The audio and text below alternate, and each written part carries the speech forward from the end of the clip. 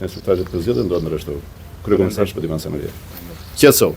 Në kuadër të planit të masave të miratuar nga Drejtoria e Përgjithshme e Policisë së Shtetit, Drejtoria Vendore e Policisë së Vlorës, por edhe komisariatet në varësi, kanë përfunduar instruktazhin e punojësve të angazhuar në ruajtjen e objekteve zgjedhore, me qëllim garantimin e një procesi zgjedhor dhe të sigurt, duke nisur nga ora 15 e kësaj të shtune deri në përfundim total të procesit zgjedhor.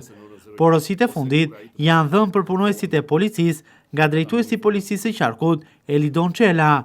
Elidon Çela kërkon nga efektivët e policisë angazhim maksimal që kjo fushat zgjedhore të përmbushet me sukses në zbatim të gjitha detyrimeve ligjore.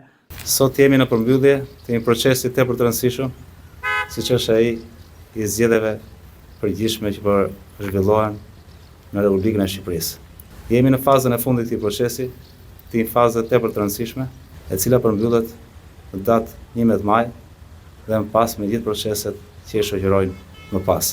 Deri tani, fushata zgjedhore në qarkun e Vlorës ka qenë një fushatë e qetë, pa incidente të karakterit të zbatimit ligjit dhe të garantimit të rendit të sigurisë. Ndaj, ju kërkoj të gjithëve angazhimin maksimal në këtë fazë të fundit për ta përmbyllur me sukses dhe për të përmbushur gjithë detyrimet tona ligjore.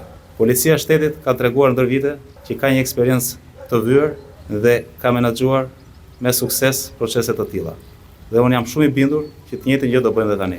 Ju kërkoj një vëmendje maksimale gjatë kryerjes së shërbimit për ruajtjen e qendrave të votimit, dorëzimit të tyre pranë komisioneve përkatëse, administrimit të dokumentacionit, që është një proces tepër i rëndësishëm.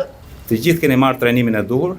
Sot do të pajiseni dhe me librat e dorës, ku keni të gjithë instruktazhet e nevojshme dhe pavarësisht tyre, për çdo paqartësi, për çdo nevojë që do të keni, për çdo udhëzim që do të nevojitet, mos hezitoni të kontaktoni e prorët tuaj të drejt për drejt.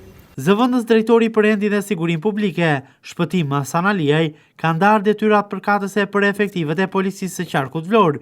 Sipas Hasanaliajt, këto udhëzime kanë të bëjnë kryesisht me mbarvajtjen e procesit zgjedhor, vendqëndrimet e efektive të policisë, por edhe me mënyrën se si duhet të sillen këta të fundit për gjatë ditës së zgjedhjeve, por edhe më pas në numërimin e votave. Instruktazh për punësit të shërbimit të angazhuar me detyra për ruajtjen e qendrave të votimit dhe qendrat e numërimit të votimit, si dhe shoqërimin e materialeve zgjedhore nga qendrat e votimit për në qendrat e numërimit të votimit në Qarkun Vlorë, në datën 10 dhe 11 maj 2025.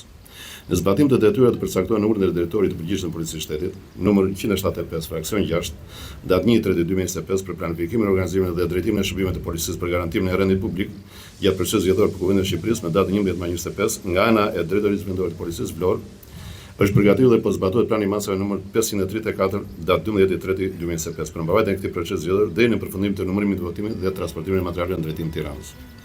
1.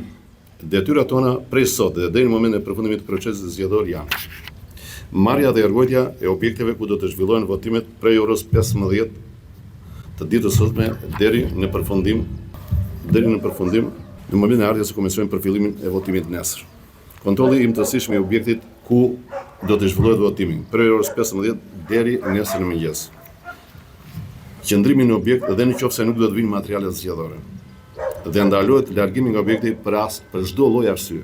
Gjatë këtij instruktazhi, punojës të Policisë Vlorë u shpërcjell dhe një mesazh i drejtorit të përgjithshëm të Policisë së Shtetit, drejtues madhor Ilir Proda, i cili ka falenderuar për përkushtimin dhe profesionalizmin e treguar deri më tani dhe i ka inkurajuar që me maturi gjaktotësi dhe përkushtim maksimal ta çojnë deri në fund me sukses këtë proces, duke ruajtur imazhin dhe besueshmërinë e Policisë së Shtetit në sy të qytetarëve, por edhe të partnerëve ndërkombëtar.